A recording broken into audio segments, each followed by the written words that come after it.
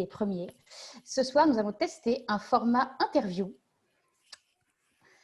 L'intervieweuse Anne-Charlotte et l'interviewé Maxime.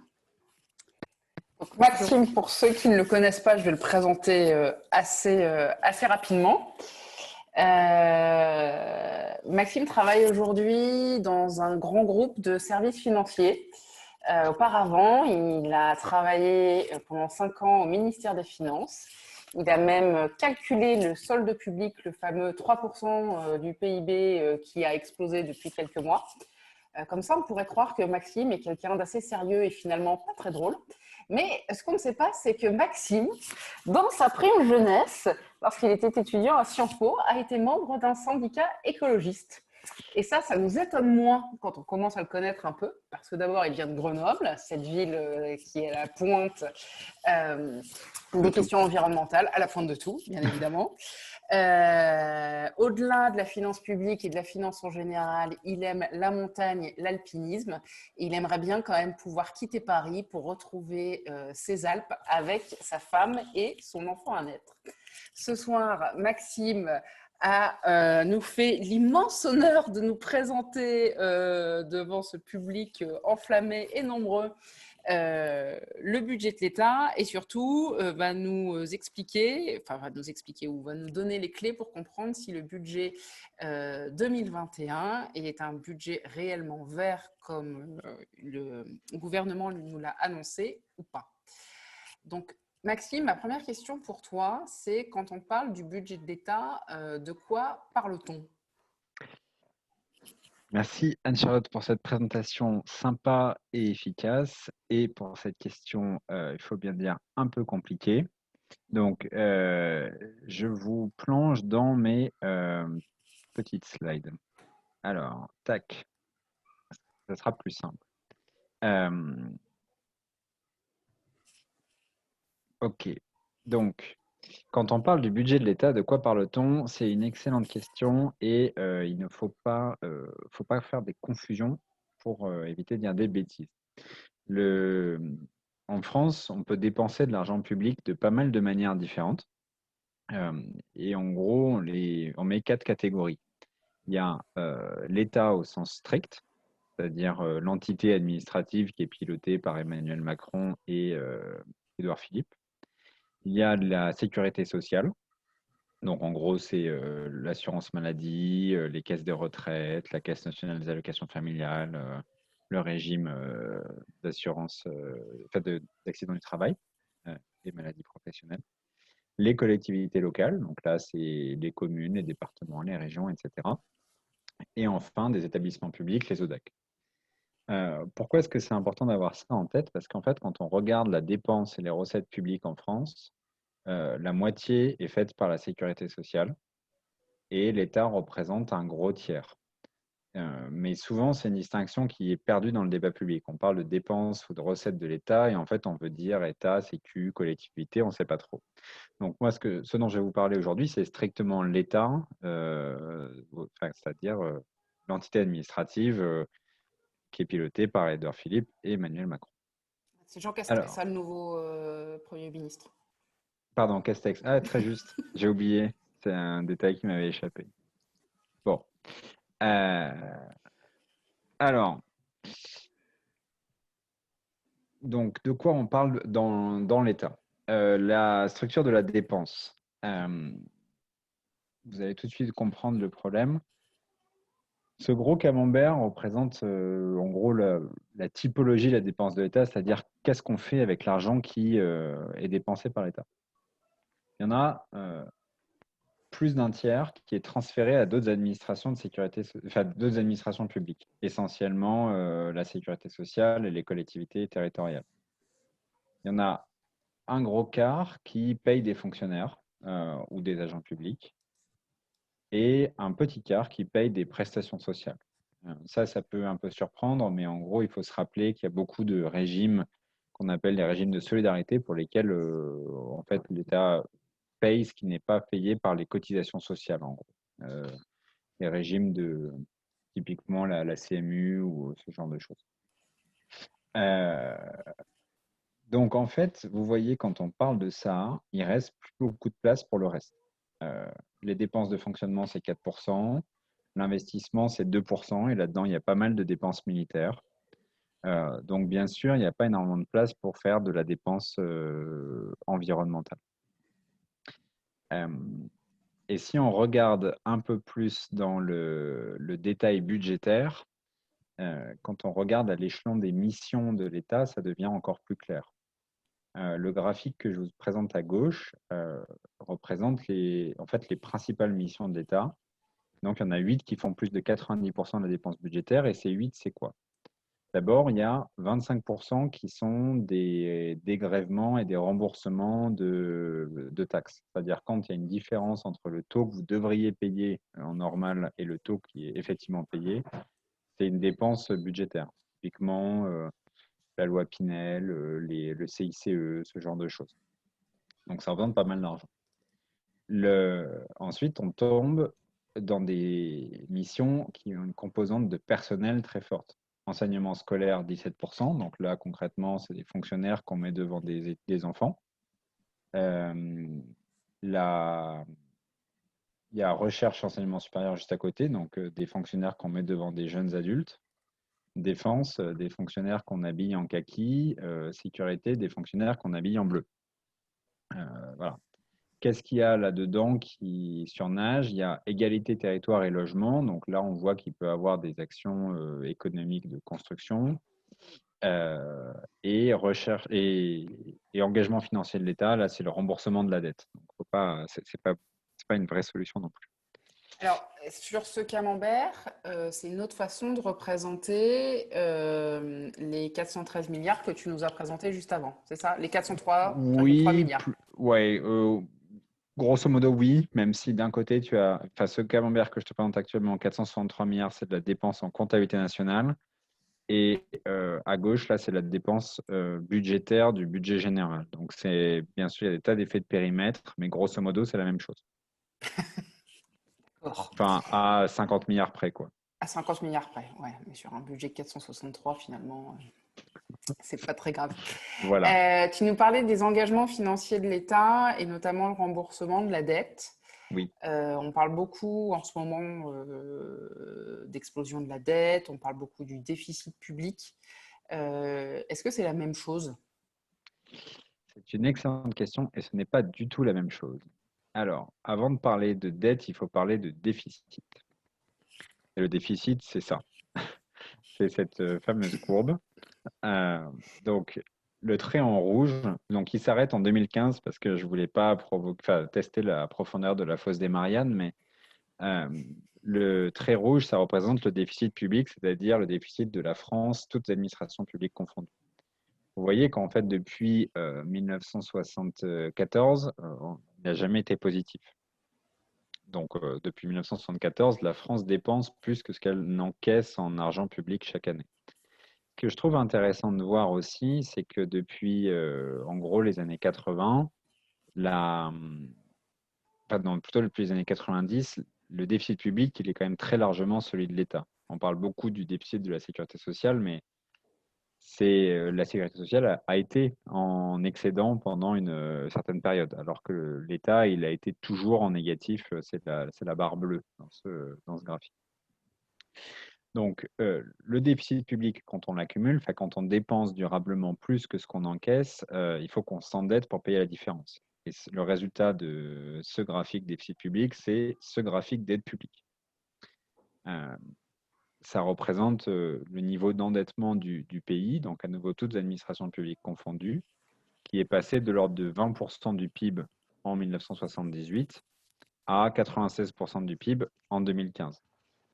Et je n'ai pas vérifié les chiffres avant de venir, mais en gros, cette année, on va être autour de 110 points de PIB, compte tenu du plan de relance post-Covid.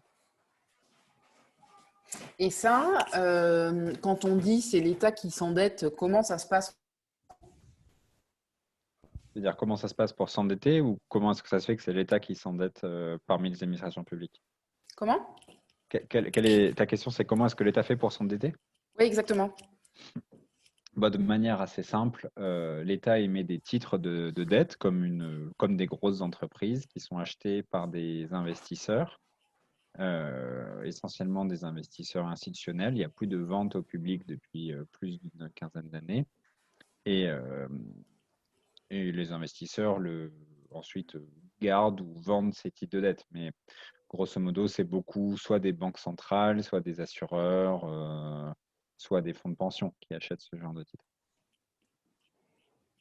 Et tu disais que pour le plan de relance, on allait passer à 110 points de PIB. Mm. Justement, alors j'ai oublié les chiffres et c'est pas très bien parce que j'ai pas très bien travaillé, mais les milliards qui ont été annoncés dans France Relance viennent de cet endettement? Euh, Alors, pas que je sais, mais est-ce qu'il y a une partie qui en, vient en de fait, ça? ils n'en viennent pas, mais ils vont s'y retrouver. Euh, D'accord. Au sens où l'endettement, c'est la conséquence de la dépense, pas l'inverse. Euh, c'est parce qu'on dépense qu'on finit par s'endetter. Euh, Après, sur les 100 milliards, enfin, tout sera dépensé, mais tout n'est pas de la nouvelle dépense, au sens où, comme on le fait à chaque fois dans ce genre de cas, comme je l'ai fait dans le passé et comme les successeurs le feront à l'avenir, il y a toujours du marketing et du repackaging. Donc, le gouvernement a annoncé 100 milliards, mais en fait, en recommuniquant sur des chiffres qui avaient déjà été présentés dans des textes financiers auparavant. D'accord. On a une question de Céline. Sur ce schéma de la dette publique, alors, qui demande comment se situent les moyennes européennes par rapport à ce schéma. Alors là-dessus, moi j'ai deux questions. On a parlé des 3%, mais est-ce qu'il y avait une limite justement sur la dette publique? Et par exemple, les Allemands, à combien ils se trouvent, les Italiens, à combien ils se trouvent par rapport à ces lignes-là? Ouais. Et les 3%, c'est quoi? C'est le déficit. Ouais. D'accord. Les 3% s'appliquent à ce graphique-là.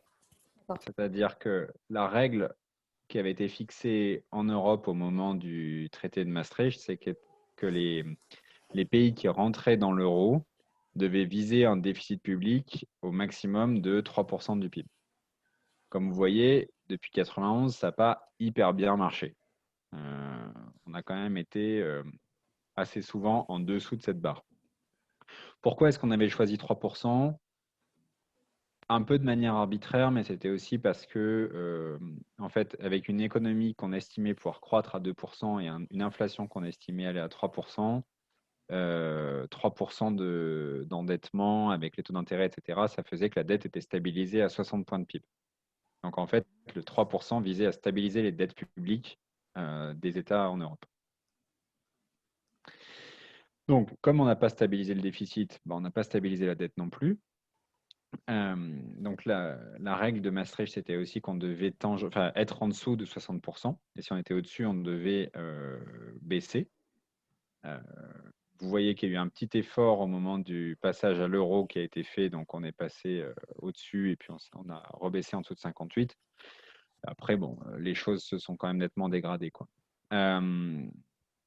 Comment est-ce que la situation en Europe? Donc la règle des 60%, elle existe toujours, mais elle devient de manière croissante assez théorique. C'est-à-dire que ça fait longtemps que la Commission européenne n'a même plus envisagé de mettre des amendes ou des contraintes particulières pour des pays juste sur la notion d'excès de dette. Avant la crise qu'on vient de connaître, on est rentré avec des dettes publiques qui étaient très différentes. L'Allemagne avait fait des efforts assez massifs depuis les années 2010 et donc avait ramené sa dette publique à 60 points de PIB, alors que l'Italie était plutôt à 160. Ah oui, 160. Ouais. Après, l'Italie est à 160 points de PIB de dette, mais en même temps, elle a un déficit public qui est nettement plus faible que celui de la France depuis longtemps. Donc sa dette était importante, mais n'augmentait pas, D'accord. contrairement à la nôtre qui était plus faible, mais qui augmentait rapidement. Est-ce que ça répond à la question? Céline? Oui, Ça- merci beaucoup.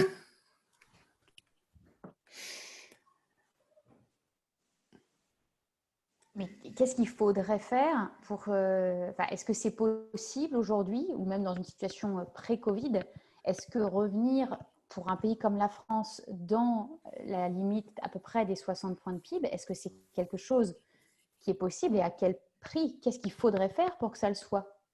Euh, alors, est-ce que c'est possible? Oui, l'Allemagne l'a fait. C'est-à-dire que l'Allemagne est passée d'un endettement qui était de l'ordre de 90% du PIB à peu près 60% du PIB. Donc, est-ce que factuellement c'est possible? Comment est-ce qu'il faut faire? En fait, c'est très facile. Il faut dépenser moins ou lever plus d'impôts. Voilà, ça c'est l'égalité comptable qui est un peu tautologique. Et Après, l'Allemagne, là-dedans, elle a fait quoi? en gros, l'Allemagne, elle a arrêté d'investir dans ses routes et ses ponts. Elle a un peu construit des crèches, mais pas trop non plus. Elle a bénéficié de rentrées fiscales importantes parce que ces baby boomers avaient pas beaucoup d'enfants et puis étaient toujours en emploi. Et elle a eu beaucoup d'exportations à un niveau d'emploi très élevé. Ok. Voilà. En France, Alors, on peut regarder, j'ai les graphes des grandes masses des dépenses publiques et vous allez tout de suite comprendre le problème.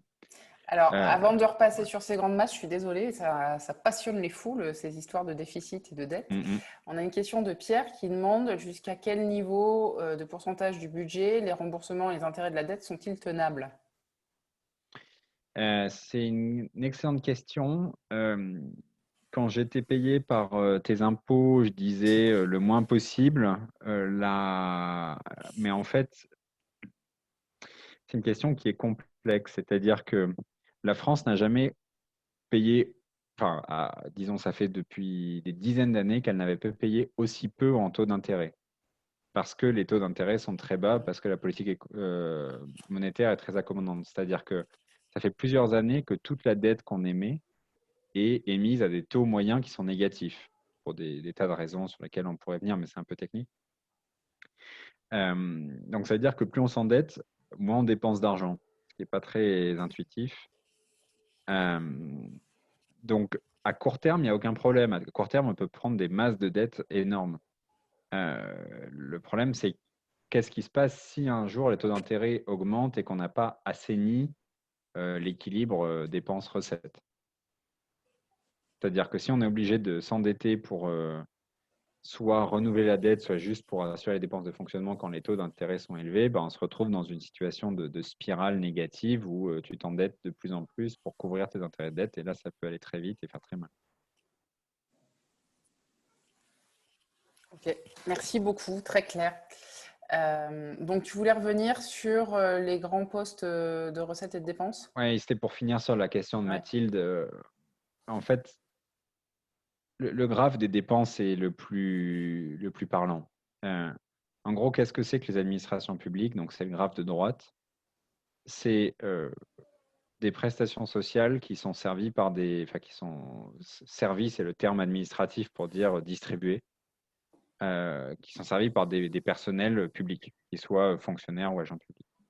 Si vous additionnez l'argent qui est versé aux entreprises et surtout aux individus en France, enfin aux citoyens, et les fonctionnaires qui les distribuent, vous arrivez à 80% des dépenses publiques. Euh, donc, le reste, enfin, je ne veux pas dire que c'est insignifiant, mais c'est marginal. Donc, c'est là où on arrive au problème de fond qui est que pour redresser la situation financière, ben, il faut probablement faire des efforts assez douloureux sur le système social français.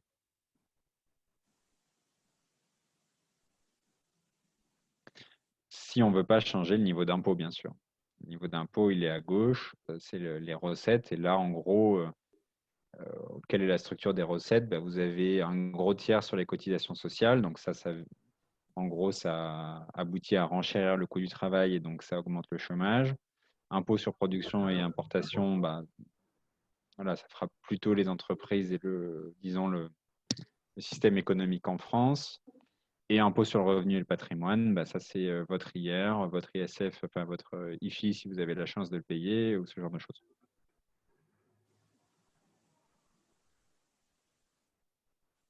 Ok. Merci beaucoup. Et alors, du coup, comment est-ce qu'on peut faire un budget vert dans tout ça? Alors, c'est une excellente question. Donc, comme vous l'avez vu, c'est pas la vocation initiale du budget de faire du vert, de faire de l'environnement.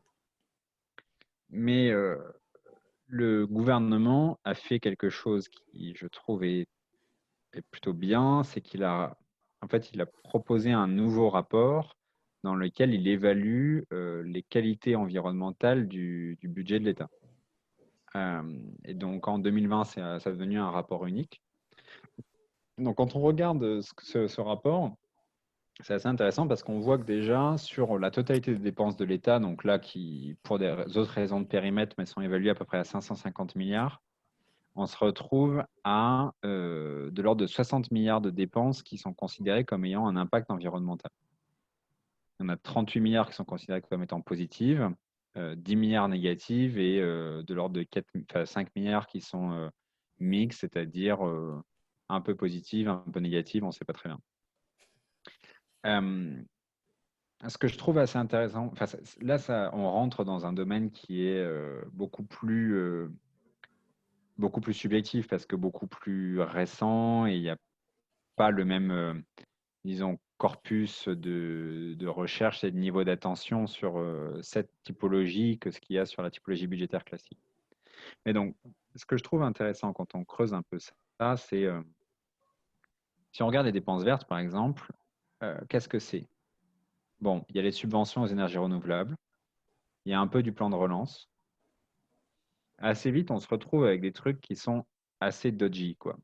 Il y a une partie d'aide pour le développement. Bon, ça, OK, on peut imaginer qu'aider, qu'il y a une dimension verte dans certains projets de développement hors de France. Il y a les taxes sur les agences de l'eau.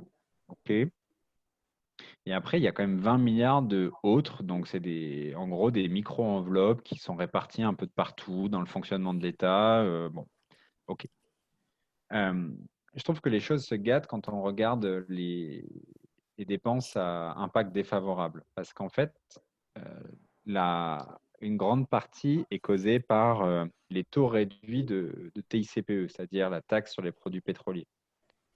Euh, mais ça pose immédiatement une question. Et si on dit que l'impact défavorable, c'est d'avoir baissé les taux, ça signifie implicitement que si on avait le bon taux, on serait au bon niveau de taxation pour remplir nos objectifs environnementaux. Mais ça, je pense que ça doit être évident pour tout le monde que ce n'est pas le cas. C'est-à-dire que ce n'est pas en augmentant de quelques centimes, voire même de quelques dizaines de centimes la TICPE, parce que c'est l'ordre de grandeur dont on parle, qu'on n'aurait plus de problème d'environnement en France. Enfin, si on se rappelle juste des ordres de grandeur une seconde, euh, j'avais fait une slide là-dessus. Boum. Voilà, l'empreinte carbone du français, c'est le graphe en haut à gauche. C'est 11 tonnes 2. Et le budget carbone dont on devrait disposer pour être compatible avec une trajectoire de 2 degrés, c'est entre 1,6 et 2,8 tonnes par personne. Donc, il faut réduire de 5 fois, pas d'un facteur 5, l'empreinte carbone d'un Français pour être voilà, compatible avec la trajectoire de 2 degrés, qui est déjà en tant que telle pas la meilleure trajectoire qu'on peut rêver, quoi. Donc, juste dire on augmente un peu les taux de TICPE et tout ira bien, c'est pas très satisfaisant. Donc, je trouve que ce rapport, même si en tant que tel, il pose enfin, il a le mérite de faire de la transparence, et ça, c'est toujours bien. Il pose quand même beaucoup de questions. Il y a des angles morts, c'est-à-dire, typiquement, le plan de relance n'est pas ou très peu évalué. On n'a pas évalué l'impact du soutien au secteur aérien ou au secteur automobile. Bon, c'est probablement très bien pour l'emploi, mais c'est probablement pas très bien pour l'environnement. On n'a pas intégré là-dedans les aides pour les collectivités locales, notamment pour toutes les dimensions d'artificialisation des sols en construction de routes, tout ce genre de choses. Il y a cette question du référentiel implicite que j'ouvrais, c'est-à-dire est-ce que le taux normal de TICPE, c'est la bonne référence qu'on veut?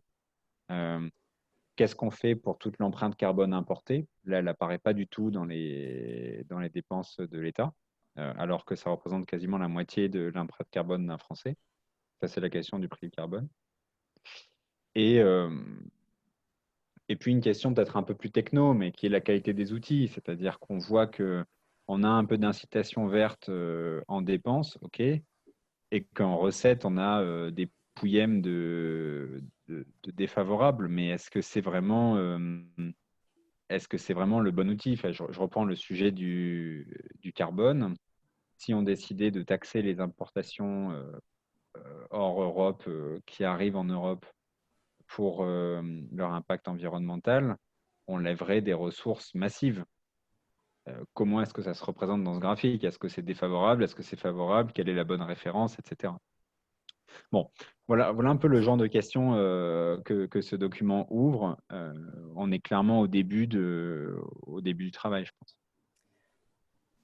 Mais là, donc les dépenses à impact environnemental, si on fait l'addition rapide, on est grosso modo à 50 milliards sur un budget qui, donc tu le disais tout à l'heure, est de l'ordre de 550 milliards, c'est ça? Ouais, c'est ça. Donc 10%. Ouais, mais en fait, on revient à ces deux graphiques qu'on avait vus. Ah oui. C'est-à-dire que l'État, en tant qu'acteur économique, euh, c'est des personnels qui transfèrent de l'argent à d'autres collectivités, enfin, d'autres autorités publiques en France et qui versent des prestations sociales. Donc C'est pas quand un on, acteur qui construit des choses, c'est pas un acteur qui opère de la production économique, etc. donc selon toi, quand on parle de budget vert, on ne peut pas aller au-delà de 10% du budget total. On, on peut y aller, il y a énormément de choses qu'on peut faire. Enfin, des trucs classiques, mais qui sont importants, d'isolation des bâtiments, de baisse de la consommation énergétique, du fonctionnement de l'État. Mais la chose dont il faut avoir conscience, c'est que, en fait, la production de carbone euh, et de gaz à effet de serre en France, elle est d'abord le fait de l'activité économique, notamment industrielle et la consommation importée, et que pour ça, bah, l'État n'est pas en tant que tel l'acteur économique clé, quoi. Et du coup, ça se passe où le... Parce il y a la réglementation européenne qui peut jouer un rôle sur la régulation des entreprises, en fait, qui sont les acteurs qui ont de l'impact direct sur le carbone, par exemple. Mm. Mais comment ça se passe? Parce que est-ce que c'est forcément, du coup, une régulation européenne, par exemple, qui fera qu'au final, les choses s'accélèrent et bougent? Ou est-ce qu'il y a d'autres mécaniques, en fait, qui peuvent exister? Euh, Bah, c'est une question qui est complexe. Peut-être pour répondre un peu à ce point-là, c'est le graphique 2 là, que j'ai mis à droite de cette slide. Ça montre d'où viennent les empreintes carbone de la France. Ça s'est exprimé en tonnes de carbone, enfin, en tonnes équivalent carbone par secteur. En fait, les deux seuls trucs qui sont faits par les ménages en France, c'est le transport et le logement. Le transport, c'est la grosse barre orange en haut et le logement, c'est la barre un peu plus étroite en dessous. Donc, ça, on peut agir de toute façon, surtout, on peut agir soit par le prix, soit par la réglementation. Euh, c'est- Tout est possible. Il y a des choses qui sont plus faciles à faire par le prix, d'autres qui sont plus faciles à faire par la réglementation, mais voilà. Donc, ce que je veux dire avec ça, c'est le logement. Bon, on peut tous faire des choses avec de l'isolation, du chauffage, etc., comme j'en parlais. Pour le reste, il faut avoir conscience que en fait, ça vient du niveau de vie, au sens de la consommation de biens et services dans le pays. Alors, il y a une partie de gains technologiques qui vont nous permettre de baisser le contenu en carbone de ces différentes activités. Mais mais ça va être très difficile d'arriver à zéro sur sur certaines activités, quoi. Et par exemple, sur le logement, il y avait des propositions, ou en tout cas dans le passé, il y a eu des propositions de réduction d'impôts sur l'isolation des bâtiments, l'isolation des fenêtres, l'isolation thermique, etc. Euh, donc ça se retrouve dans le tout premier graphique que tu nous as montré, ou l'un des premiers graphiques que tu nous as montré, dans les dégrèvements et je ne sais plus comment ça s'appelle, là, Ouais, les lois exactement, ouais. Pinel et tout ça.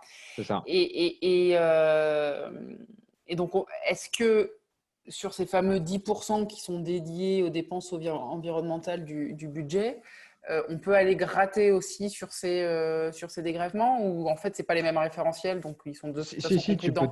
tu peux tout à fait aller gratter, mais en fait, tu as un problème d'ordre de grandeur, D'accord. au sens où, enfin, tu vois, en gros, enfin, je vais dire les choses de manière un peu caricaturale, mais pas si éloignée de la réalité. Si on veut que vivre à Paris, en vivant à Paris, ton empreinte, elle soit pas la barre orange, mais qu'elle soit à zéro, en gros, il faut raser la ville et tout reconstruire. Parce que aucun des bâtiments, enfin, c'est la proportion des bâtiments qu'on a dans cette ville qui sont à peu près performants sur le plan environnemental est très faible. D'accord. Donc, tu te retrouves avec un problème financier. C'est-à-dire reconstruire Paris, Mm. ça coûte assez cher, quoi.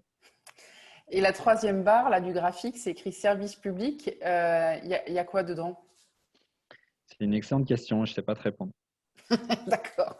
Il faudrait Ok. creuser le truc du CGDD qui fait ça. Je peux Ok. t'envoyer le rapport. Ok. C'est difficile, je ne sais pas te dire. Moi, j'avais une question aussi sur l'élaboration du budget, justement, sur le calendrier, comment ça se passe, qui fait quoi. Est-ce que c'est de sombres fonctionnaires à Bercy qui écrivent le budget dans leur coin jusqu'à 3 heures du matin et ensuite c'est envoyé à l'Assemblée nationale pour être voté par 3 députés? Ou comment ça se passe? C'est assez proche de ça, ouais. Euh, En gros, le calendrier dans l'année, aujourd'hui, il y a un peu toujours des débats budgétaires. Mais la mère de toutes les batailles, c'est la loi de finances initiale qui est toujours votée entre octobre et décembre de l'année qui précède l'année pour laquelle elle décide les crédits et les recettes. Euh, mais bon, ça, les 3 mois que vous voyez à la fin, c'est uniquement la fin de la course, puisqu'en fait, il y a une procédure budgétaire qui est toute l'année, qui commence par, en février, des discussions entre les ministères et Bercy, c'est-à-dire la direction du budget, sur combien on veut dépenser, sur quel programme, etc. Ensuite, des discussions sur comment est-ce qu'on rabote tout le monde pour faire rentrer dans les purs dont on a besoin pour arriver un peu au solde qu'on envisage d'avoir. Euh, et tout ça est transmis à l'Assemblée nationale pour être discuté à partir du premier mardi de novembre.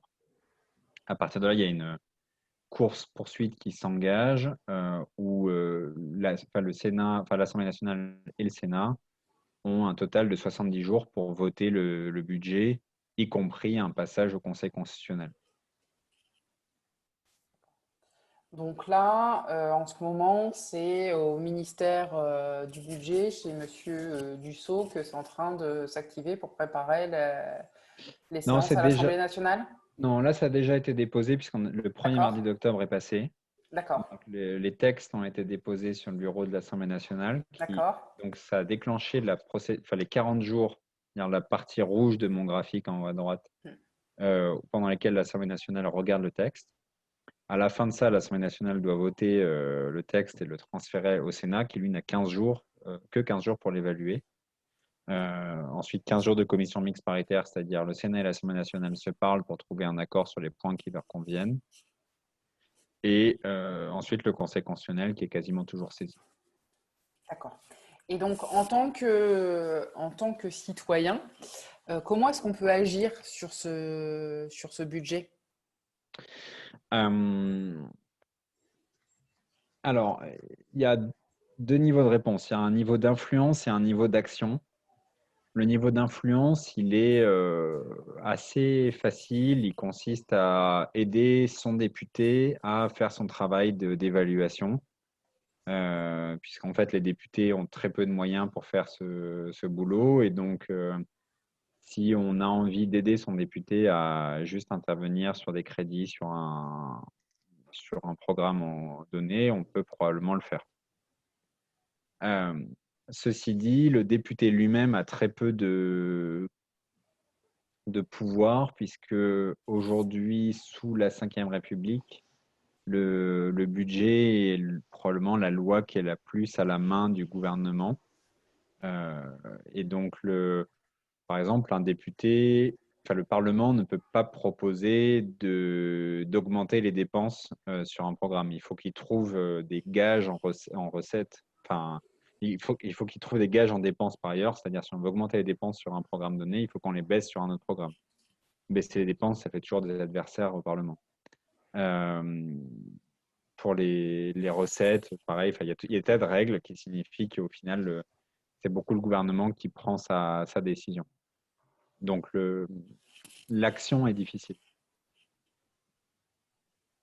Donc en fait, c'est ce que tu dis, enfin la manière dont je l'interprète, c'est pas ce que tu as dit, mais c'est la manière dont je l'interprète, c'est que c'est quand même un process très structurant pour les Français, pour la vie quotidienne des Français, mais qui quelque part leur réchappe un peu. Ça, après, ça pose des questions de légitimité politique qui sont intéressantes, mais où c'est pas complètement illégitime de dire qu'une fois qu'on a choisi, en gros, une équipe gouvernementale euh, par la double onction de l'élection présidentielle et de l'élection législative qui la suit, bon, bah, on lui confie les clés du camion budgétaire pendant la durée pendant laquelle elle reste en place, quoi. Mais c'est vrai qu'une fois qu'on a choisi le gouvernement, on est un peu démuni. Surtout dans une période comme celle qu'on est en train de vivre actuellement. Ça, c'est vrai que, enfin, si ce que tu veux dire, c'est que un gouvernement peut décider très rapidement de balancer de l'argent par les fenêtres en rachetant des entreprises publiques qui devraient faire faillite sans aucun contrôle, ouais, c'est vrai que c'est pas faux. Enfin, je peux souscrire à ce genre d'analyse. Et là, encore une fois, le recours des citoyens, c'est quoi? Zéro. C'est-à-dire juridiquement, tu ne peux pas, D'accord? puisque tu n'as même pas intérêt à agir au sens juridique du terme. Et matériellement, en fait, c'est extrêmement difficile puisque moi, j'ai vécu des lois de finances rectificatives, donc c'est-à-dire des textes qui vont modifier en cours d'année les décisions budgétaires qui ont été faites entre le jeudi soir et le lundi matin. Ouais, d'accord. Donc là, il faut vraiment être très, très efficace sur son temps libre pour pouvoir influencer la décision publique. Oh, mais au-delà du citoyen, moi, ce que j'entends aussi de ce que tu dis, Maxime, c'est que même les députés, donc le contre-pouvoir, aujourd'hui, et pieds et poings liés, ne peut strictement rien faire, soit par manque de temps, par manque d'outils, ou parce que de toute façon, quoi qu'ils demandent, ils vont soit se faire des adversaires, soit ça va être retoqué. Donc en fait, quel est le pouvoir de l'Assemblée sur cette loi? Je pense que dire strictement rien faire, c'est excessif. D'accord. La bonne formulation, c'est ils ne peuvent pas faire grand-chose. C'est-à-dire, s'il y a un accord politique fort au Parlement, ils peuvent prendre des décisions de dire, je prends un exemple bateau, mais en fait, la police nationale nous embête, on veut plus de gendarmes et moins de policiers. Ça, ils pourraient le faire. Et c'est typiquement le genre de choses qu'ils peuvent faire. Mais dans les faits, le Parlement ne se saisit pas beaucoup de ce pouvoir. Et ensuite, c'est vrai que le Parlement est assez démuni en termes d'outils et de niveau de compétences pour contrecarrer la puissance de Bercy sur le sujet. Il y a d'autres pays dans lesquels l'équilibre est un peu différent. Par exemple, aux États-Unis, le Congrès dispose d'un organe qu'on appelle l'OBR, Office for Budgetary, je ne sais plus trop quoi, qui assiste voilà, le Congrès dans l'évaluation de toutes les dépenses et recettes publiques, qui fait les éléments macroéconomiques, etc. Aujourd'hui, l'organe similaire qui fait ça en France, bon, c'est un peu la Cour des comptes, dont voilà, sur lequel ne me lancez pas, s'il vous plaît. Et le deuxième organe, c'est le Haut Conseil des finances publiques qui dépend de la Cour des comptes. Donc, bon, voilà.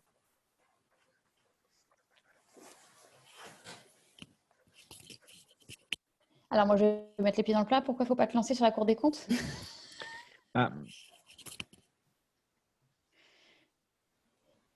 comment dire? Il y a un truc que j'ai retenu de mes cours d'économie, c'est la loi de Tinbergen. C'est-à-dire qu'un outil ne peut remplir qu'une mission, sinon il remplit mal les deux missions qu'on lui confie. Et aujourd'hui, la Cour des comptes, elle sert à la fois le gouvernement et le Parlement. C'est impossible de le faire bien. D'accord. Ça, c'est la manière très diplomatique de le dire.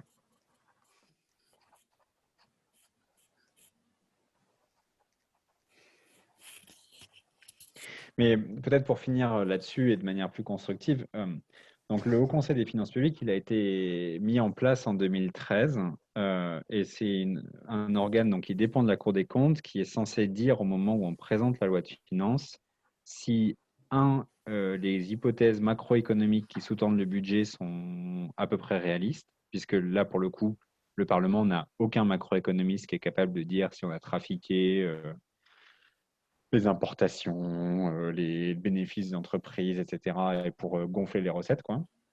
C'est un truc qu'on faisait quand même massivement. Et deuxième point, de dire est-ce que l'équilibre dépenses-recettes est cohérent avec les engagements qu'a pris la France, soit en interne, soit vis-à-vis de l'Union européenne. On a fait le choix de placer cet organe auprès de la Cour des comptes plutôt qu'auprès du Parlement, par exemple. Et on a fait aussi le choix de se dire que cet organe est un organe léger, c'est-à-dire qu'il a quelques équivalents temps plein, et il s'appuie sur les expertises de l'administration de l'exécutif, plutôt que de le doter, plutôt que de faire un système inverse, par exemple, on aurait pu déplacer tous les fonctionnaires qui faisaient ce genre de boulot dans un organe qui était indépendant et qui aurait servi l'exécutif à la demande pour faire des évaluations.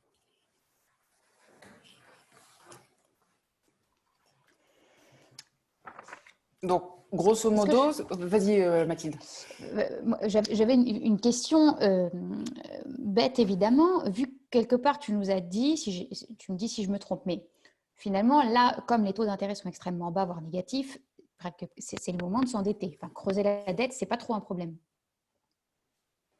Non, peut-être pas. Bon. Mais en tout cas, force est de constater qu'elle se creuse d'année en année. Ouais.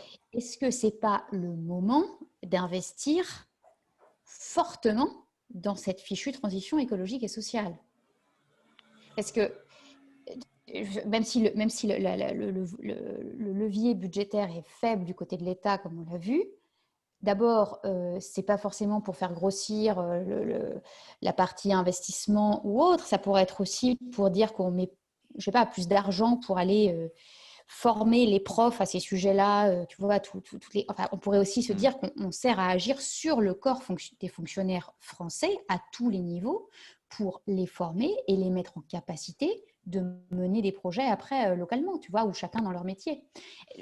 J'ai un peu de mal à comprendre qu'on se dise partout au niveau européen, il faudrait 1000 milliards pour la transition écologique et quelque part maintenant on est prêt, on ouvre les tiroirs caisses, on trouve 100 milliards.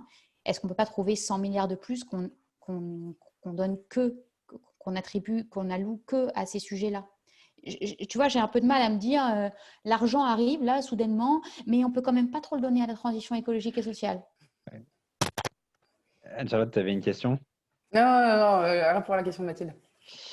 Bah, moi, je pense que c'est une excellente question et je suis assez acquis à la manière dont tu présentes les choses. C'est-à-dire que est-ce que financièrement, on peut trouver les ressources pour faire beaucoup plus que ce qu'on fait si on décide de s'endetter massivement? La réponse, elle est oui, évidemment. C'est-à-dire, je veux dire, AXA cherche à investir de l'ordre de 35 à 40 milliards par an. C'est un assureur parmi des milliards dans le monde. Enfin, grosso modo, il y a un excès d'épargne dans le monde aujourd'hui qui cherche à s'investir. Si on veut le prendre, on peut le prendre. On le fera à des taux qui seront ridiculement bas. Donc, et dans les faits, on décide de se saisir de cet excès d'épargne pour prendre des décisions que moi je trouve assez mal fondées, à la fois en termes économiques et environnementaux, typiquement, ce qu'on a fait avec Air France, quoi. On n'est pas capable de le faire politiquement sur les sujets environnementaux. Bon, ça tient. Ça tient plutôt à des incapacités administrativo-politiques qu'à une incapacité financière. Et c'est quoi le blocage administrativo-politique? Bah, il faut qu'on reprenne notre petit graphe là, mais en gros, chacun des secteurs qu'on a sur la partie droite du graphique présente des enjeux différents. Coquefaction et raffinage, bon, en gros, ça signifie que si on veut réduire ça massivement, il faut supprimer les moteurs thermiques en France. Donc, en gros, tu tues Peugeot, tu tues Renault, tu mets 150 000 personnes au chômage, tu détruis la valeur de toutes les voitures, toutes les chaudières au fioul de France et de Navarre. Tu vois. Industrie agroalimentaire, bon, bah là, c'est toutes les histoires de glyphosate, de néonicotinoïdes. Exactement, voilà. Hein? Exactement. Les transports, bah, on a déjà parlé. C'est en gros financer un réseau de bornes électriques en France, ça serait extrêmement pertinent. Enfin, je veux dire, on a une économie avec une énergie très décarbonée. Ça serait tout à fait, ça marcherait tout à fait. Mais bon, ça signifie détruire la valeur de toutes les automobiles thermiques en France, quoi. Le logement, il faut détruire et reconstruire des millions d'immeubles. Enfin, et tu descends comme ça, et à chaque fois, tu tapes des personnes qui ont investi de l'argent dans les actifs qu'on va déprécier brutalement si on se met à faire ce truc. Et ça, c'est des électeurs. Mais la question, elle est sur la temporalité. Parce que là, quelque part, on a l'impression que c'est A ou B du jour au lendemain. Ces transitions, elles sont forcément à penser sur le temps long. On n'est pas en train de dire qu'on déprécie demain la valeur d'un Renault ou d'un Peugeot. Est-ce que l'État n'a pas un rôle aussi d'accompagner ces grosses entreprises structurantes en France dans leur propre transition, dans la recherche et l'innovation? Bon, même si j'ai horreur du terme de croissance verte et que je n'y crois pas du tout, mais demain, on aura quand même toujours besoin de véhicules, peu importe la source d'énergie qui les alimente. En tout cas, on n'en est pas encore au stade où il n'y aura plus ça. Donc, pourquoi on ne pourrait pas se dire, plutôt que de penser aussi qu'en termes de valeur, il y a une valeur aussi demain à penser à un monde bas carbone. Elle sera différente, mais pourquoi l'État n'accompagne pas ça? Il y a une valeur assez forte, oui, parce que tu vois, le monde bas carbone qu'on a vécu jusque dans les années 1850, il y avait 1 milliard d'habitants. Là, on est 9, quoi. Donc, la valeur, c'est 8 milliards d'habitants. Oui, mais ça, quelque part, il faut être réaliste aussi. Hein. Ouais. Je pense que la réponse à ta question, elle est l'histoire de des gilets jaunes, en fait. C'est-à-dire, tu vois, les perspectives d'augmentation des taxes ont été très mal vécues. Enfin, je fais un pas en arrière. Si on dit, dans combien de temps est-ce qu'il faut qu'on dise qu'il ne faut plus qu'il y ait de véhicules thermiques en France? Bon, c'est un horizon de 10 à 15 ans. De toute façon, dans 10 à 15 ans, n'importe quelle voiture que tu achètes aujourd'hui ne vaut rien. Enfin, elle vaut quelques centaines d'euros, quoi. Donc, tu dis, OK, dans 15 ans, aucun véhicule thermique en France. D'accord. Donc, ça signifie qu'à partir de dans 1 ou 2 ans, plus personne n'achète de véhicules thermiques. Parce que sinon, tu vois, eux, ils commencent à prendre une paume beaucoup plus importante que ce qu'ils devraient. Donc, ça veut dire qu'en fait, dès aujourd'hui, tu n'as plus personne qui embauche dans les concessions automobiles.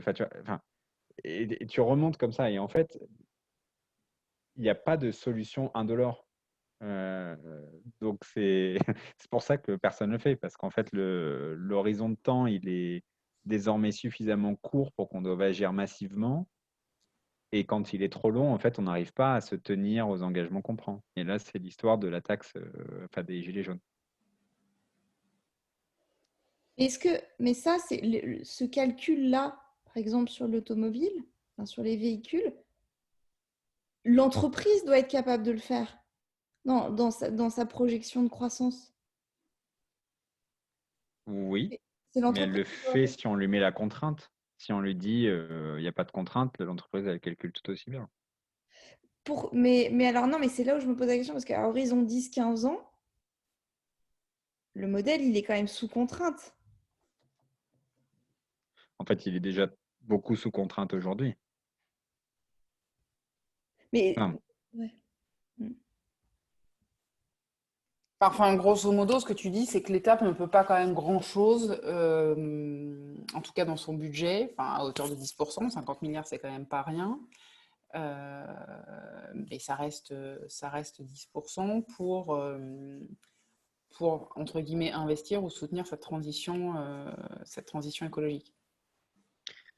hein, après, je ne veux pas passer pour un dangereux extrémiste, mais à nouveau, si on regarde le graphique de gauche, c'est-à-dire les 11 et quelques tonnes qu'on Mm. dépense aujourd'hui et la cible de 1,6 à 2 tonnes.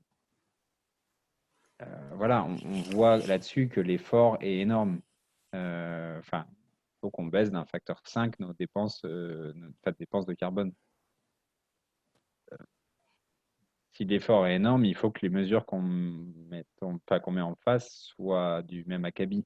Mhm. Ça, c'est pas impossible, mais c'est juste, il faut qu'on soit très déterminé, quoi, et qu'on sache que de toute façon, ça va faire mal. Ok.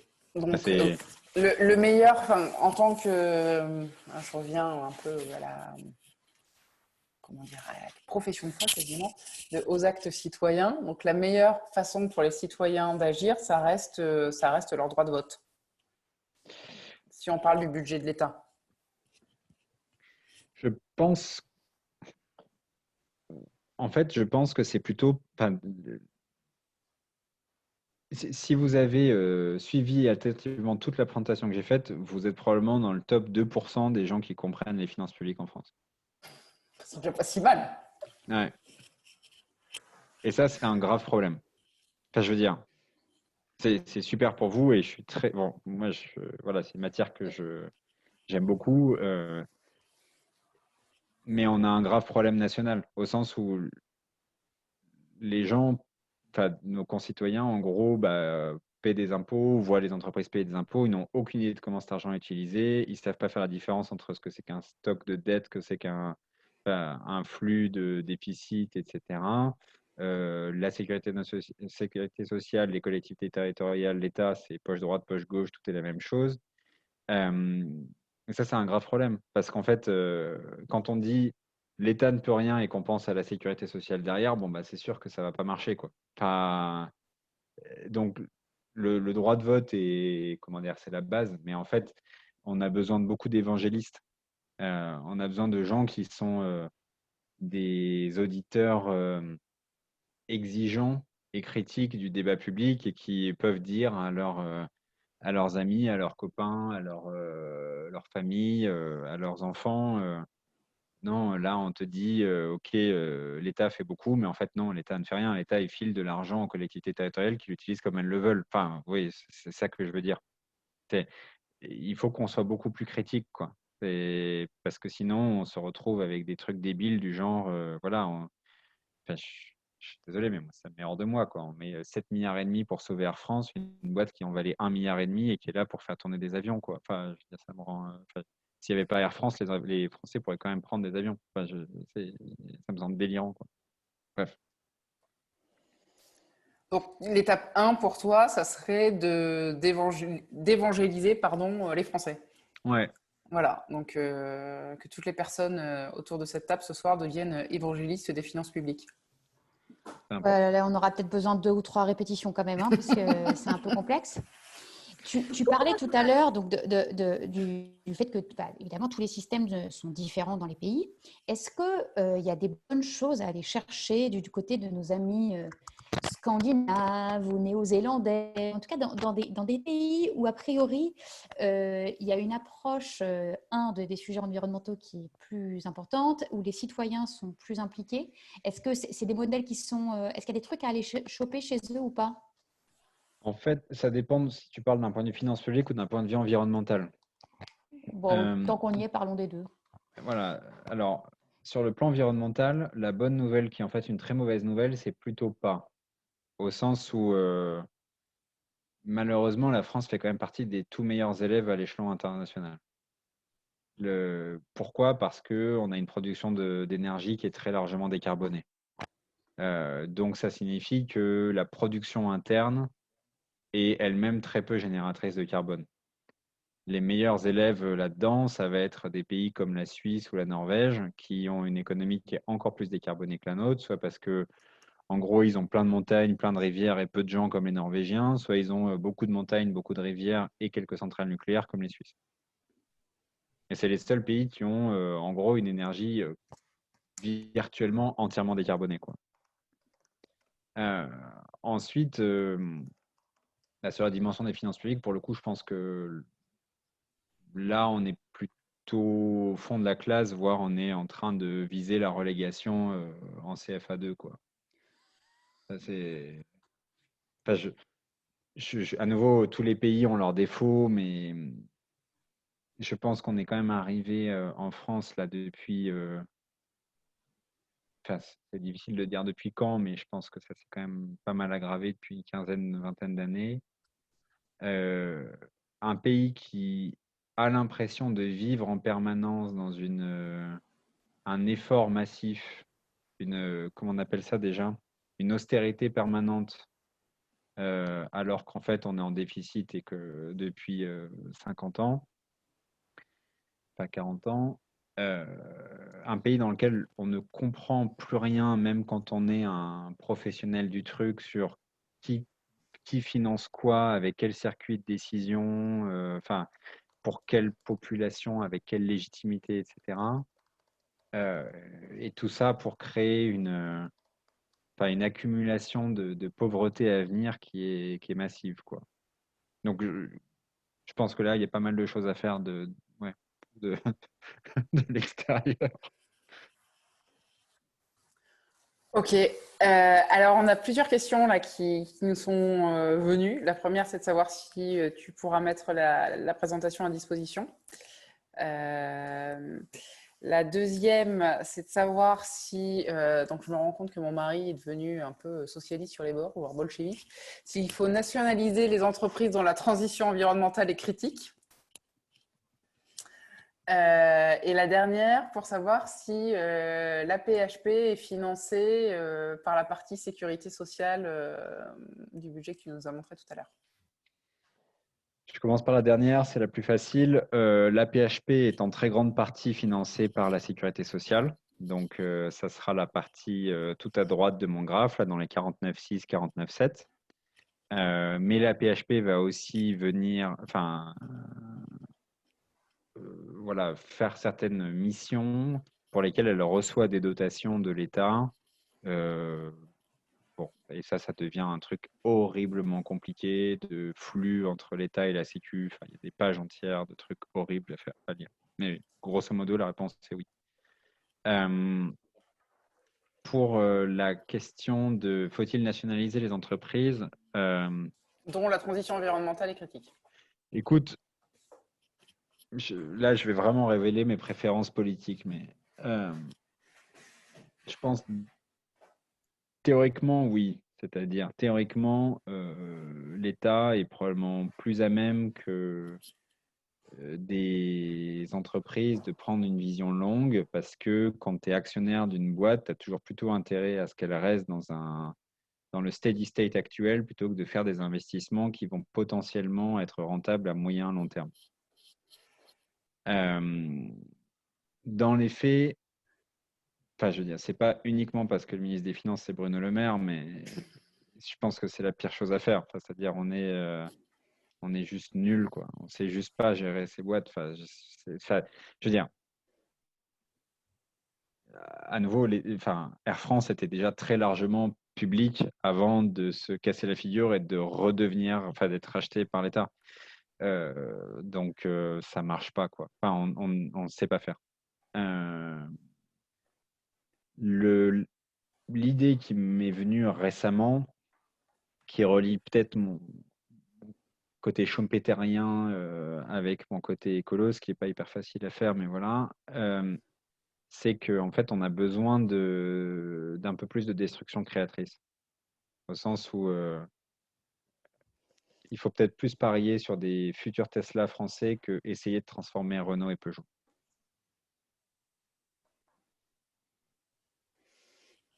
C'est un joli programme. C'est difficile à vendre, mais c'est un joli programme. C'est extrêmement difficile à vendre à Sochaux. Oui, C'est probablement encore plus difficile à vendre à Bercy. d'accord. Parce que sur Tesla, tu n'as aucun contrôle quand tu es l'État, alors que sur Renault et Peugeot, tu peux toujours placer des gens. C'est très clair. Mais est-ce que toi, tu sais si dans ces boîtes, il y a des boîtes, nous travaillons de manière non confidentielle avec les coqs en pâte, une grande agence d'événementiel qui met au point des jeux pour notamment des grosses boîtes qui sont en train de se dire « Ouh là là, 2050, on va être dans la merde quand on est un grand cimentier ou un acteur de la construction du bâtiment, quand d'ici 10 ans, il n'y aura plus de sable. » Donc, il y a des boîtes qui, par nature, par essence, ont de toute façon la guillotine qui est déjà en train de tomber, là, un peu au ralenti, mais ça s'accélère. Donc, elles sont en train quand même de penser une transformation complète de leur business. Transformation des métiers, transformation des chaînes de valeur, transformation des chaînes de production, transformation des services. Donc, il y en a qui le font parce que de toute façon, économiquement, ils n'auront peut-être pas le soutien de l'État, mais ils sont obligés de le faire. Des acteurs comme ça, dans lesquels en plus l'État est investi, est-ce qu'il n'y a pas de surcroît un devoir presque d'exemplarité de l'État, donc qui se prétend chapeau gauche, le chantre de la transition écologique et sociale, et de l'autre côté, d'une part, n'investit pas ou n'investit mal, et surtout ne fait rien pour les accompagner. Est-ce qu'on ne devrait pas aussi faire des essais, un peu en mode pilote, même si c'est des multinationales, pour se dire, accompagnons et voyons ce que ça fait. Plutôt que peut-être dans le statu quo de, oulala, on va réinjecter de l'argent à court terme et puis on verra bien. Là, on sort vraiment de mon domaine de compétences parce que je connais très mal le fonctionnement de ce genre d'industrie. Je n'ai jamais travaillé dedans. Donc, je sais pas trop. Mais je pense que la manière dont tu décris les choses à nouveau me convainc plutôt, c'est-à-dire il y a un risque avec disons la manière dont on a tendance à voir les choses à Bercy, qui est assez centralisatrice, qui aime bien avoir un seul champion, qui aime bien des plans quinquennaux, etc., que le long terme, il reste toujours à long terme, quoi. Donc, c'est un peu tarte à la crème, mais oui, on n'a pas trop réussi à le faire dans les 15 dernières années, alors qu'on savait que le sujet était en train de venir. Je ne sais pas si on est beaucoup meilleur pour le faire dans les 15 prochaines.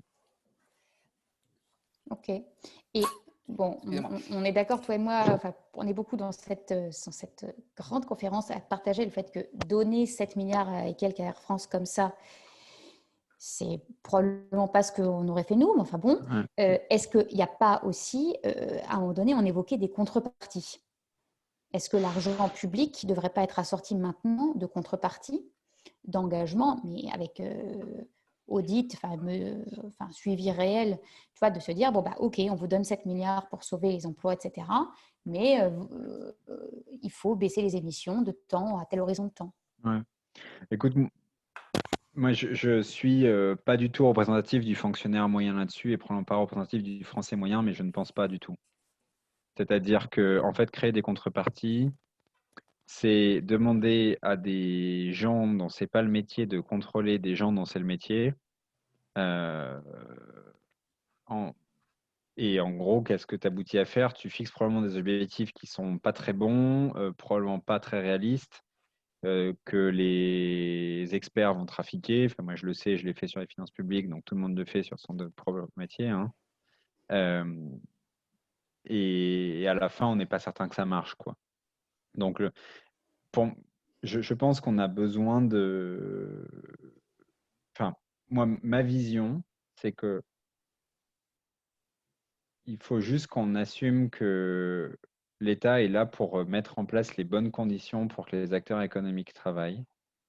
Euh, Ça ne veut pas dire qu'il doit être angélique et laisser tout faire, mais une fois qu'on a fait une règle, il faut appliquer la règle plutôt que d'être un peu comme le parent qui tient le stylo de l'enfant pour dire non, mais attends, là, tu es en dessous de la ligne, quoi. Ça, et après, il y a. Enfin, c'est là où on revient à la question, est-ce que c'est à Air France de baisser les émissions? Je ne sais pas. Moi, au fond, je m'en fous de savoir si c'est Air France ou si c'est Lufthansa ou si c'est SAS qui va acheter des avions à basse consommation. Et-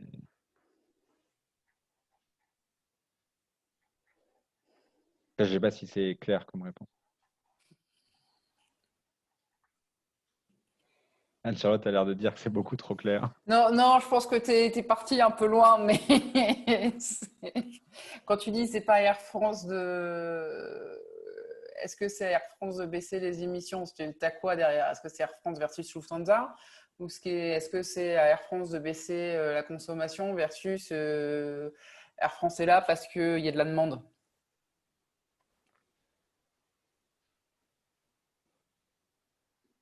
Non, mais la Et donc, question, c'est aux consommateurs de les baisser, ces émissions. ben, ça, c'est une autre question. C'est que, Ouais. en fait, c'est ça le problème. C'est que c'est bien beau de baisser Air France, mais dans les faits, on sait qu'il faut moins prendre l'avion.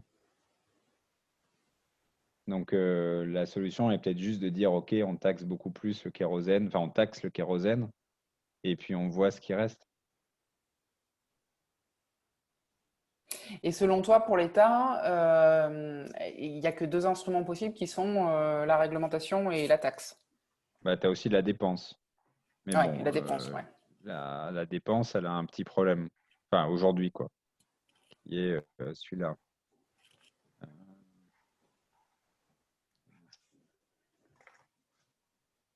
C'est ça. Ça, c'est Ouais. le problème de la Mm, dépense. Enfin, mm, ou celui-ci, quoi. mm.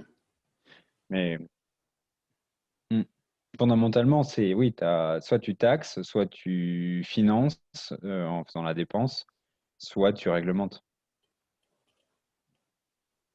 Après, le choix entre taxer et réglementer, il dépend de chaque secteur, de chaque activité. Il y a des trucs qui sont très faciles à taxer, d'autres qui le sont moins, des choses qui sont très faciles à réglementer, d'autres qui le sont moins.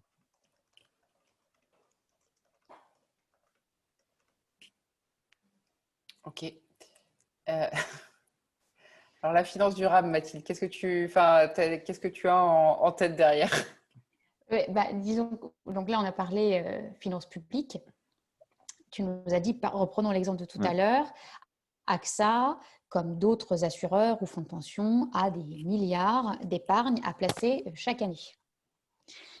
On entend, nous, en tant que citoyens, consommateurs, qu'il se passe des choses. On entend beaucoup ce vocable de finance durable, d'investissement socialement responsable, etc. Que c'est une partie de la finance privée qui est en croissance. Est-ce que tu peux nous parler de ça est-ce que tu peux nous partager ce que c'est, pareil, à quoi ça sert, est-ce que ça peut nous aider? On va du coup plus être côté public mais privé, ou ça fait partie, ou c'est hors sujet par rapport à la conférence de ce soir? Ouais, en fait, c'est pas hors sujet parce que il y a il y a la dette publique. C'est-à-dire que les flux financiers sont assez indifférents à la nature publique ou privée de l'acteur économique qui veut juste acheter des titres financiers, quoi. Euh, donc, qu'est-ce que c'est que la finance verte? Pour dire les choses de manière aussi simple que possible, c'est des flux d'argent qui vont s'investir sur des activités qui sont perçues comme étant plus vertueuses sur le plan environnemental que d'autres. Une fois qu'on a dit ça, on voit bien que la question, c'est de savoir qu'est-ce qui est plus environnemental que d'autres, quoi. Et donc ça ouvre la question dont on a beaucoup parlé, la taxonomie des activités en Europe, etc. Des activités qui sont intrinsèquement vertes, d'autres qui ne le sont intrinsèquement pas, des activités qui sont à la limite.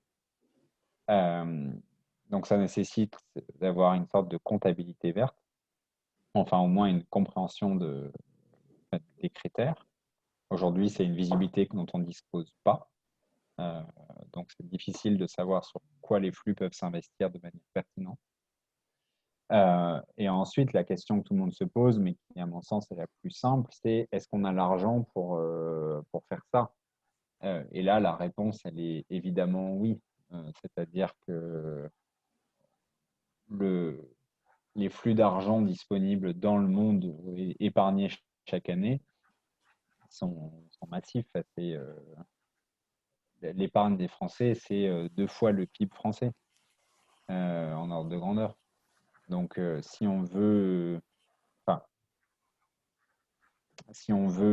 financer des transitions écologiques, oui, on peut le faire. Donc aujourd'hui, en tant que citoyen, ça a de l'impact. Effectivement, il faut que je transforme mes comportements, que je prenne moins l'avion, etc. Mais donc d'aller voir mon banquier et de lui dire, maintenant mon argent qui dort, enfin qui dort pas vraiment, mais qui est sur mes comptes, je veux qu'il soit placé dans des produits dits responsables, ça peut avoir de l'impact. Oui, complètement. Je pense que c'est un truc qui est de plus en plus important. La limite qu'on a aujourd'hui et qui est un sujet sur lequel il faut agir, c'est que on n'est pas tout à fait au clair sur ce qui est un produit responsable et ce qui ne l'est pas. Par exemple, moi, un des trucs qui me froisse beaucoup, c'est que ce qu'on appelle le livret de développement durable et social, en fait, tu as une fraction de l'argent déposé sur le LDDS qui est utilisé pour financer des choses qui sont vraiment environnementalement responsables. Enfin, quand je dis une fraction, j'ai en tête 5 ou 10%. Et le reste, il va où? Le reste, il va.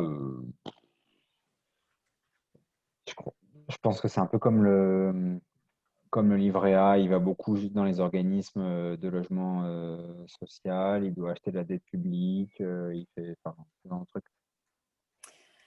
Et alors, aujourd'hui, il y a des obligations vertes qui naissent dans le privé, qui sont émises par des entreprises.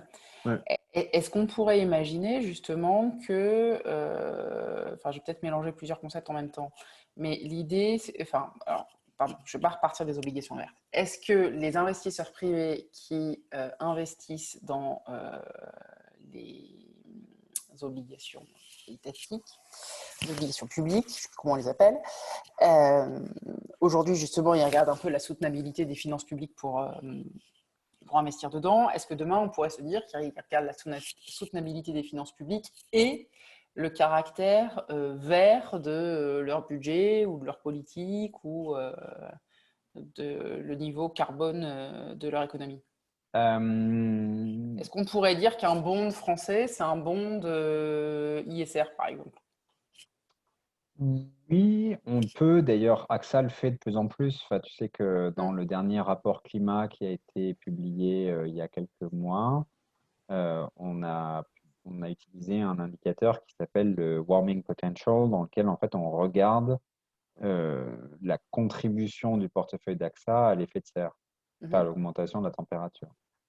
Donc, certains acteurs commencent à le faire. Mais à nouveau, moi, s'il y a un truc auquel je crois, c'est la loi de Tinbergen. Et certains investisseurs vont le faire parce qu'il y a une équation spécifique pour eux, voilà. Mais dans les faits, les investisseurs, c'est en grande partie les fonds de pension américains ou ce genre de choses, ou qui vont d'abord investir pour avoir un rendement important. Et s'ils regardent la dimension environnementale, ça sera toujours du deuxième ordre. D'accord. En plus, ça c'est le premier niveau du problème. Et le deuxième niveau du problème, c'est que le budget français la France pourrait être un pays parfaitement vertueux, avec zéro émission de carbone.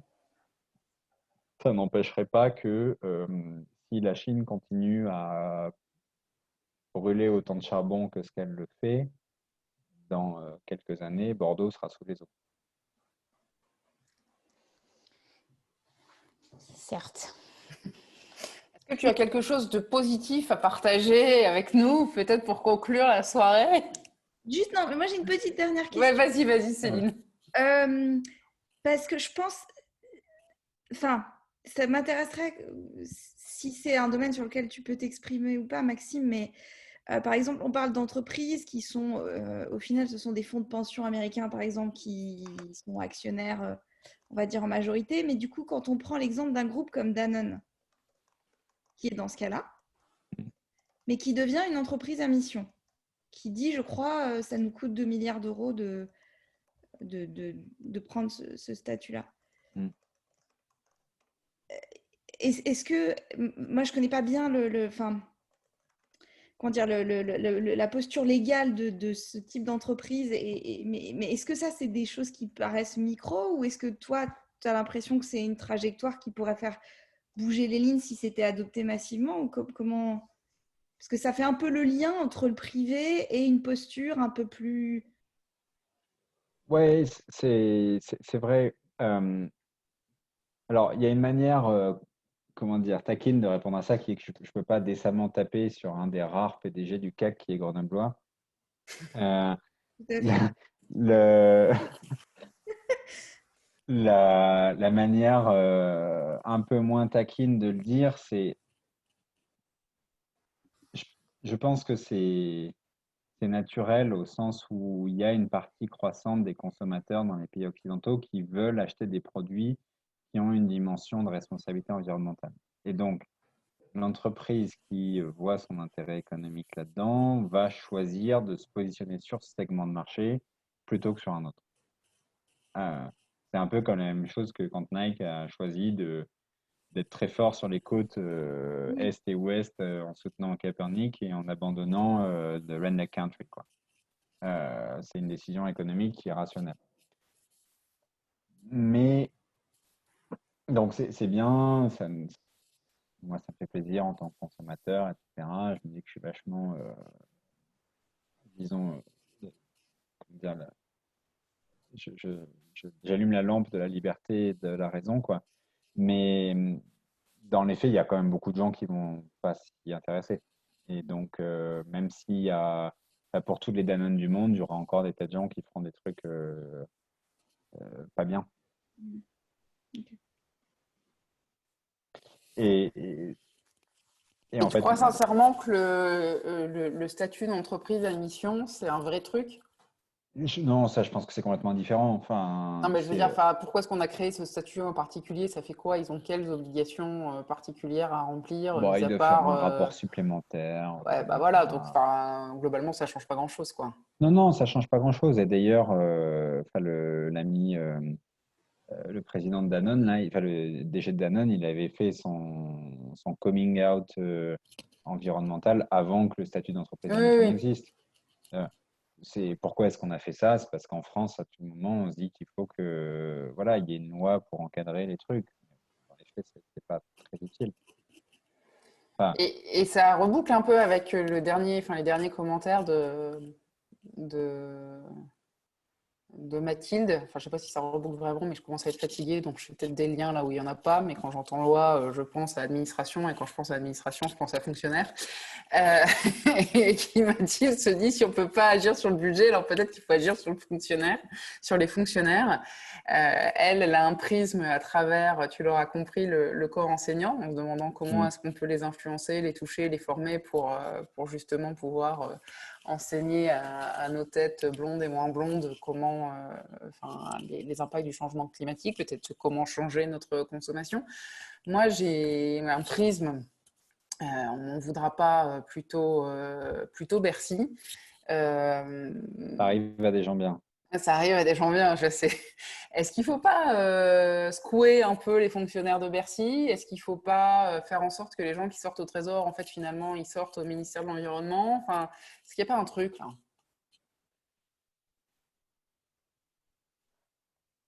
Hmm.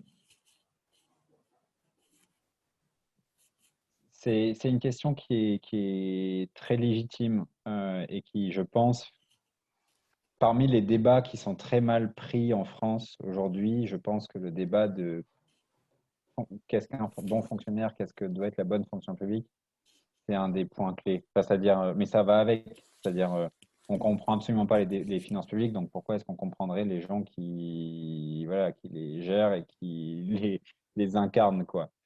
Euh, Moi, je sais pas ce qu'il faut faire pour former les profs. Je suis pas RH, voilà. Et pareil pour Bercy, j'ai un peu pratiqué, mais c'est un débat qui est plus large. Mais je pense que pour ça, la question qu'il faut se poser, c'est quelle est la fonction publique qu'on veut, pour quel État? Enfin, mais pour quel État au sens pour quel. Enfin, en gros, qu'est-ce que la puissance publique doit faire en France demain et qui sont les gens dont on a besoin pour le faire? C'est un... Plutôt que comment est-ce qu'on utilise des gens qu'on a aujourd'hui et comment on les transforme, quoi. Donc, grosso modo, il faut qu'on aille voir Amélie de Montchalin et qu'on lui dise faut... Tu as fait ton Pardon. petit travail sur la vision? C'est C'est ça. exactement, Non, mais mais voilà, tu vois, c'est ça. c'est ce travail-là, parce que on ne peut pas demander à des citoyens, comme tu dis, déjà, on ne comprend rien aux finances publiques, de penser la vision d'un État. Ça revient quand même à repenser un système, tu vois. Mm. Donc ça, tout le monde ne peut pas le faire. Est-ce que c'est doit être une vision extrinsèque à l'administration, on- interne à eux, mais les deux mêlés, mais c'est un projet de société. Comment est-ce qu'on fait pour démarrer ça, tu vois, Ah bah nous, ça, avec notre casquette d'asso, c'est je ce que sais vous pas, faites. ou... C'est ce que Ouais, vous bah avez alors là, fait toutes les deux, Maître Michel. on est 8, quoi, donc là, on va bien secouer le cocotier, là. Non, mais, non, mais tu l'as dit, en fait, c'est un projet de société. C'est un projet C'est, de société. si tu demandes à l'administration de changer les choses, elle va te dire, ah, mais en fait, là, il y a 8,4, on va plutôt mettre 8,6, on va tout changer, tu vois. Ouais, alors Enfin, ceux-là, il faudrait les envoyer faire un petit stage de permaculture, parce que là, franchement, il faut ouais, non, sortir des tableaux Excel, mais, tu vois. enfin, et, je veux dire, moi, j'ai jamais rencontré autant de gens aussi intelligents que ce que j'ai vu dans l'administration française. Euh, donc, c'est pas un problème d'intelligence des gens. C'est juste un problème de, comme tous les systèmes, au bout d'un moment, il fonctionne pour se servir lui-même, quoi. Donc, il faut que le changement, il vienne de l'extérieur. C'est tout. Ok, je te repose une question bête sur cette histoire de travail de vision, hein, parce que c'est pas du tout, c'est pas anodin ce que je dis là. Dans beaucoup de boîtes, il y a ce travail de penser une vision Mm, sur le devenir de mon entreprise, le rôle de mon entreprise dans mon marché, on mm, tire les mm, mm. tendances, on fait de la prospective. Est-ce que et on s'arrête sur une vision. L'entreprise à mission, globalement, ils sont censés avoir fait ce boulot-là. Et on atterrit sur les valeurs. Est-ce que ça, moi qui ne connais pas du tout l'administration, est-ce que c'est des choses qui se font dans le, Charlotte, dans le, dans le monde de l'administration publique? Pourquoi tu veux que Charlotte, je vienne est-ce que tu connais l'administration? Ouais, enfin, j'y ai fait qu'un an, hein. Sur 12 ans, c'est pas beaucoup. Mais mon point de vue, c'est que non. Et là, corrige-moi si je me trompe, parce que je vais peut-être dire des énormités, mais je pense que l'administration est avant tout là pour servir des gouvernements. Alors, tu peux avoir toutes ces théories de l'État profond qui veut absolument empêcher le gouvernement de tourner. Bon, peut-être, moi, ceux que j'ai rencontrés, ils étaient là pour servir leur ministre de quelque bord qu'il soit. Et c'est peut-être là un peu le problème, enfin, un peu le problème. C'est de la nature aussi de la démocratie, mais c'est-à-dire qu'en fait, le travail de vision qui est fait, c'est le pouvoir politique qui le fait. Mm. Il le fait à 5 ans. Et quand tu as un gouvernement qui peut changer plusieurs fois dans une mandature, bah, ça devient plus compliqué. Mm, Enfin, je sais pas, enfin, ouais. Maxime, ce que tu en penses, hein, mais Je partage complètement. Enfin, l'entreprise change. Pourquoi? C'est pas, tu vois, c'est pas le middle management de l'entreprise qui se réveille le matin en se disant, ah, il faut tout qu'on change. C'est à un moment, tu as une pression de l'actionnaire pour dire, si on change pas, on va se faire bouffer et donc la valeur de mes actions va être réduite à zéro. Enfin, et dans l'État, c'est un peu pareil. on a tellement complexifié le système que globalement, la classe politique, terme que je veux descriptif et pas péjoratif, mais ne maîtrise vraiment plus très bien les choses par rapport à la technocratie. Et du coup, la technocratie fait de la technocratie, c'est-à-dire elle fait sa propre perpétuation.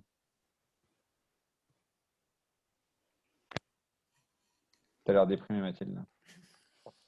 Oui, parce que ce qu'on aborde ce soir, c'est globalement le système s'auto-alimente, n'a aucune raison de changer.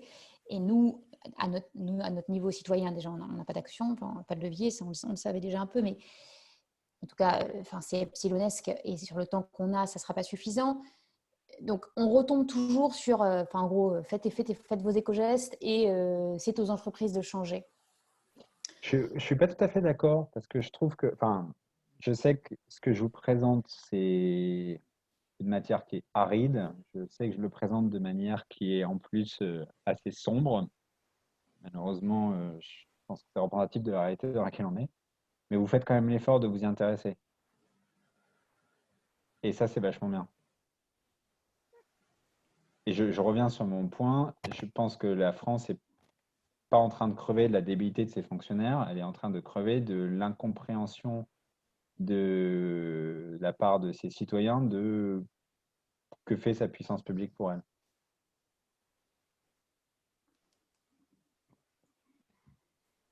Ok, alors je ressors deux choses. Je ressors que nous allons évangéliser, je t'ai dit, c'est un petit peu prématuré, mais il va falloir refaire des conférences, il va falloir toucher d'autres publics. Ouais. Donc, non, mais falloir, oui, j'espère que ton ça a l'air bébé de rien, n'arrive mais je pas pense tout de que c'est suite. comme ça qu'il faut reconstruire le truc. Quoi. Mais la nuit, tu sais, la nuit, Non, la nuit, c'est génial. C'est bien, c'est vachement bien. Donc ça, c'est le premier truc, c'est quelque part, il faudrait faire ce travail-là. Aussi, faut prendre le bâton de pèlerin et y aller sans relâche, quoi, partout où on peut. Et j'entends quelque part, il nous incombe, Anne-Charlotte et à cette association, de nous saisir de ce projet, d'essayer. J'avais envie de vous proposer qu'on fasse des ateliers. Donc, Elvire, si tu es toujours là, tu n'es pas décédée derrière ton masque, donc par manque d'oxygène. Non, je suis là, je suis là. Tu sais, tu m'as parlé des ateliers d'écriture. Ah, elle a remuté. Ouais. En tout cas, je me dis, sur un sujet, quelle société pour demain, quel rôle de l'État,